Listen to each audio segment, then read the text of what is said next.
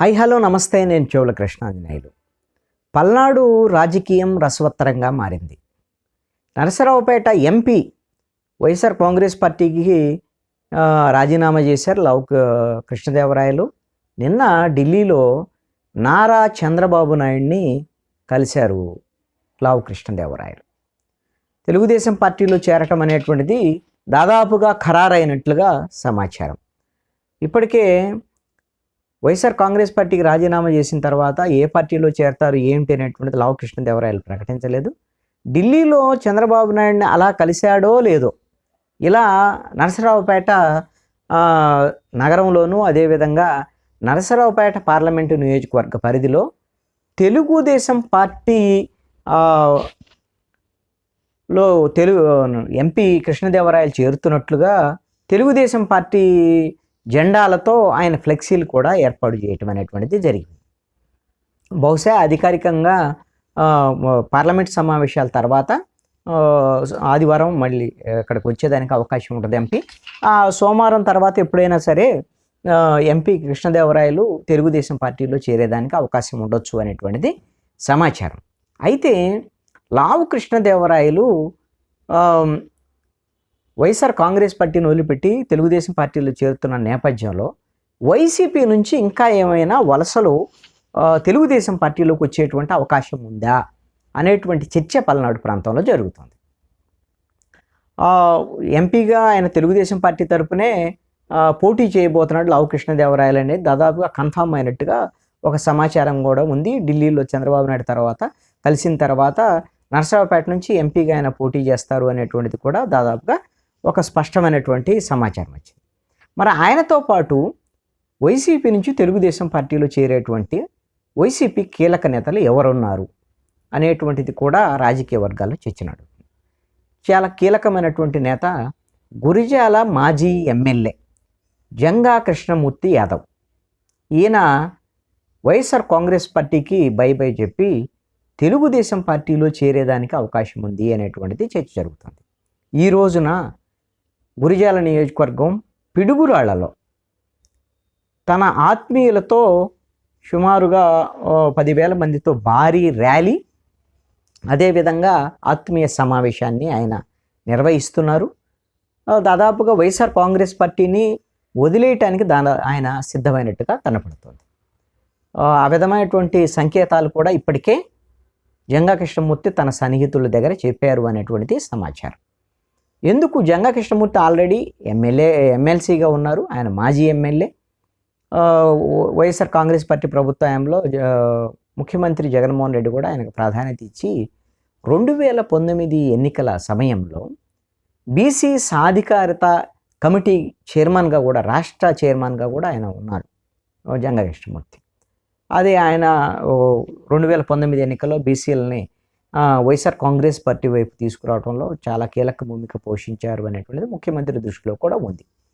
అయితే ఎమ్మెల్సీగా ఉన్నటువంటి జంగా కృష్ణమూర్తిని గురిజాల ఎమ్మెల్యే కాసు మహేష్ రెడ్డి కొంత ఇబ్బందులకు గురి చేశారని, అవమానాలకు గురి చేశారని, కనీసము తన నియోజకవర్గంలో, అదే గురిజాల నియోజకవర్గంలో తన సొంత గ్రామం గామాలపాడులో కనీసం పెన్షన్లు పంపిణీ చేసేటువంటి కార్యక్రమం, ఇలాంటి చిన్న చిన్న కార్యక్రమాలు కూడా తనకి సమాచారం అందించడం లేదు అని, తన జంగా కృష్ణమూర్తి కుమారుడు అతను కూడా జెడ్పీడీసీగా ఉన్నట్టున్నారు, అతనికి కూడా కనీసమైనటువంటి గౌరవం ఇవ్వటం లేదు, ప్రాధాన్యత ఇవ్వటం లేదు. ఈ అంశాలు అన్నిటి మీద కూడా కొంత ఎమ్మెల్యేతో విభేదాలు వచ్చాయి. జంగా కృష్ణమూర్తి ఇటీవల కాలంలోనే ఒక మీటింగ్ పెట్టి బీసీలకు సంబంధించినటువంటి సమావేశాలు ఇవన్నీ పెట్టి ఎట్టి పరిస్థితిలో కూడా నాకు ఒక అవకాశం ఇవ్వండి, నేను మళ్ళీ ఎమ్మెల్యేగా పోటీ చేస్తాను గురిజాల్లో అనేటువంటి దాని మీద ముఖ్యమంత్రి జగన్మోహన్ రెడ్డికి వీళ్ళకి అప్పీల్ చేశారు బహిరంగంగానే. అయితే ఆయన ముఖ్యమంత్రిని అపాయింట్మెంట్ అడిగిన నేపథ్యంలో ముఖ్యమంత్రి కానీ లేకపోతే సజ్జల రామకృష్ణారెడ్డి కానీ వీళ్ళు అపాయింట్మెంట్ ఇవ్వలేదు అనేటువంటి దాని మీద ఆయన కొంత కినుకు వహించినటువంటి పరిస్థితి ఉంది. దీంతో ఈరోజు సమావేశం తర్వాత వైఎస్ఆర్ కాంగ్రెస్ పార్టీని వీడి వెళ్ళేదానికి అవకాశం ఉండొచ్చు. ఎంపీ కృష్ణదేవరాయలతో బాగా సన్నిహిత సంబంధాలు ఉన్నాయి జంగా కృష్ణమూర్తికి.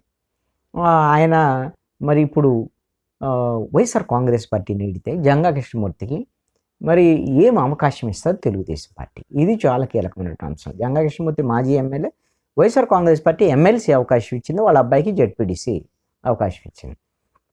మరి ఇప్పుడు వదిలిపెడితే వాళ్ళ కుటుంబం నుంచి ఆయనకి ఏమైనా ఎమ్మెల్యే అవకాశం ఇస్తారా జంగా కృష్ణమూర్తికి అనేటువంటిది చర్చ జరుగుతున్నటువంటి అంశం. తెలుగుదేశం పార్టీలో గురజాల సీనియర్ నేత, బలమైనటువంటి నాయకుడు ఎరపతిరేని శ్రీనివాసరావు ఉన్నారు. ఎరపతిరేని శ్రీనివాసరావుకు మళ్ళీ తెలుగుదేశం పార్టీ టికెట్ గురజాల నుంచే ఇస్తున్నారు అనేటువంటిది ఇప్పటికే తెలుగుదేశం పార్టీకి సంబంధించినటువంటి అనధికారికంగా ఉన్నటువంటి సమాచారమే. ఎరపతిరేని శ్రీనివాసరావుని ఇప్పుడు మార్చేదానికి మాత్రం అవకాశం ఉండకపోవచ్చు గురజాల ఎట్టి పరిస్థితుల్లో కూడా. మరి జంగా కృష్ణమూర్తికి ఎంపీ లావు కృష్ణదేవరాయలు కానీ పట్టుబడితే, తెలుగుదేశం పార్టీలో ఆయన చేరిన తర్వాత కృష్ణదేవరాయలు జంగా కృష్ణమూర్తికి కూడా అవకాశం ఇవ్వాలని పట్టుబడితే, నరసరావుపేట నుంచి ఎమ్మెల్యేగా తెలుగుదేశం పార్టీ తరఫున అవకాశం ఉండొచ్చు జంగా కృష్ణమూర్తికి అనేటువంటిది సామాజిక సమీకరణలు బట్టి అర్థమవుతుంది. ఎందుకు అనంటే, తెలుగుదేశం పార్టీకి 2019 ఎన్నికల్లో డాక్టర్ చదలవాడ హరిబాబు అనేటువంటి బీసీ సామాజిక వర్గానికి సంబంధించినటువంటి నాయకుడు తెలుగుదేశం పార్టీ తరఫున పోటీ చేశారు. ఆయన ఓడిపోయారు.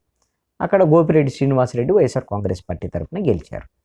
ఈ నేపథ్యంలో చదలవాడ హరిబాబు బలంగా లేరు, ఇప్పుడు ఎన్నికల్లో ఆయనకి కాకుండా వేరే అభ్యర్థికి ఇవ్వాలి వేరే అనేటువంటి దాని ఆలోచనలో తెలుగుదేశం పార్టీ ఉంది. ఈ నేపథ్యంలో ఇది ఒక అంశమే కాకుండా వైఎస్ఆర్ కాంగ్రెస్ పార్టీ లావు కృష్ణదేవరాయలు వైసీపీకి రిజైన్ చేసినటువంటి నేపథ్యంలో పార్టీ అధిష్టానము అనిల్ కుమార్ యాదవ్ని నరసరావుపేట వైఎస్ఆర్ కాంగ్రెస్ పార్టీ ఎంపీ అభ్యర్థిగా పోటీ చేయించాలని నిర్ణయించుకున్నది.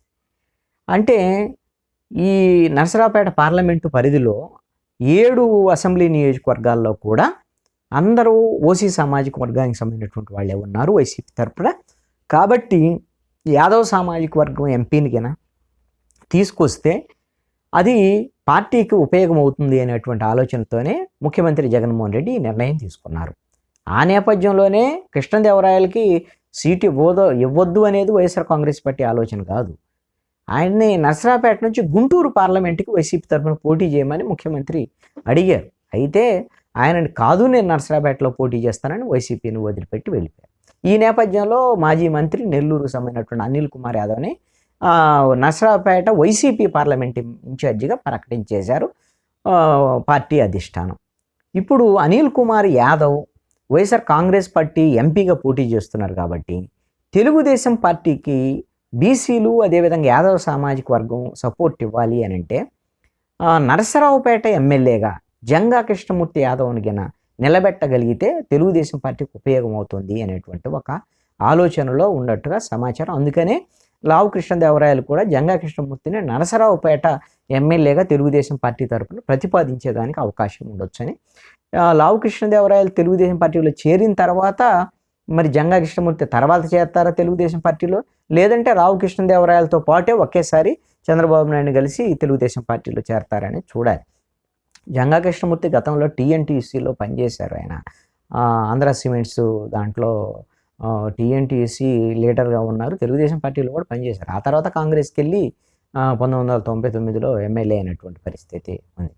అయితే ఇంకొక ఎంపీని ఫాలో అయ్యేటువంటి వాళ్ళలో వైసీపీ నుంచి తెలుగుదేశంకి వెళ్ళేటువంటి వాళ్ళలో వినుకొండ మాజీ ఎమ్మెల్యే మక్కెన మల్లికార్జునరావు కూడా ఉండొచ్చు అనేటువంటిది ఒక సమాచారం. ఇటీవల కాలంలో ఆయన అక్కడ వైఎస్ఆర్ కాంగ్రెస్ పార్టీ ఎమ్మెల్యే గొల్ల బ్రహ్మనాయుడు మీద తీవ్రమైనటువంటి వ్యాఖ్యలు చేశారు మక్కెన మల్లికార్జునరావు. ఆయన వైఎస్ఆర్ కాంగ్రెస్ పార్టీకి రాజీనామా చేసే అవకాశాలు ఉండొచ్చు అనేటువంటి దాని మీద ఇటీవల ఆత్మీయ సమావేశం పెట్టి కూడా వైసీపీ మీద ప్రధానంగా బొల్ల బ్రహ్మనాయుడు మీద ఎమ్మెల్యే మీద వ్యతిరేకత తప్ప పార్టీ మీద బహుశా వ్యతిరేకత అంత తీవ్రంగా వెల్లడించలేదు. అయితే మక్కెన మల్లికార్జునరావు కాంగ్రెస్ పార్టీ ఎమ్మెల్యేగా చేశారు. మళ్ళీ కాంగ్రెస్ పార్టీలో ఏమైనా చేరతారా అనేటువంటి చర్చ అయితే ఒకవుతుంది. కానీ ఆయన ఎంపీ కృష్ణదేవరాయలకి మంచి ఫాలోయర్ కింద ఉన్నారు. కాబట్టి జంగా కృష్ణమూర్తి అదేవిధంగా మక్కెన మల్లికార్జునరావు కూడా తెలుగుదేశం పార్టీలోనే చేరేదానికి అవకాశం. మరి మక్కెన మల్లికార్జునరావుకి అయితే బహుశా ఎందుకోసం అంటే తెలుగుదేశం పార్టీ వినుకొండ ఎమ్మెల్యే జీవి ఆంజనేయులు అసలుకి ఆయన పల్నాడు తెలుగుదేశం పార్టీ అధ్యక్షుడు, గట్టి క్యాండిడేట్ కూడా. ఆయన్ని బహుశా మార్చేదానికి అవకాశం లేదు జీవి ఆంజనేయులను. అయితే మక్కెన మల్లికార్జునరావుకి ఏమన్నా రేపు పొద్దున ప్రభుత్వం వస్తే ఎమ్మెల్సీ ఇస్తామని కానీ ఏదన్నా హామీ ఇచ్చేదానికైతే అవకాశం ఉండొచ్చేమో. మక్కిన మల్లికార్జునరావు కమ్మ సామాజిక వర్గానికి సంబంధించినటువంటి నేత. కాబట్టి ఇప్పుడైతే ఎమ్మెల్యే సీట్ అయితే రాకపోవచ్చు. జంగా కృష్ణమూర్తికి సంబంధించినటువంటి స్పష్టమైనటువంటి ప్రకటన ఈ రోజున వచ్చేదానికి అవకాశం ఉంటుంది. వైసీపీని వదిలిపెట్టి తెలుగుదేశం పార్టీలోకి వెళ్తానని సంకేతం స్పష్టంగా ఇచ్చేదానికి అవకాశం ఉండొచ్చు. ఎంపీ కృష్ణదేవరాయలది అయితే క్లారిటీ వచ్చేసినటువంటి పరిస్థితి. తెలుగుదేశం పార్టీ ఎంపీగా ఆయన పోటీ చేయబోతున్నారు. ఆయన సోమవారం తర్వాత ఎప్పుడైనా తెలుగుదేశం పార్టీలో చేరేదానికి అవకాశం ఉండొచ్చు అనేటువంటిది సమాచారం.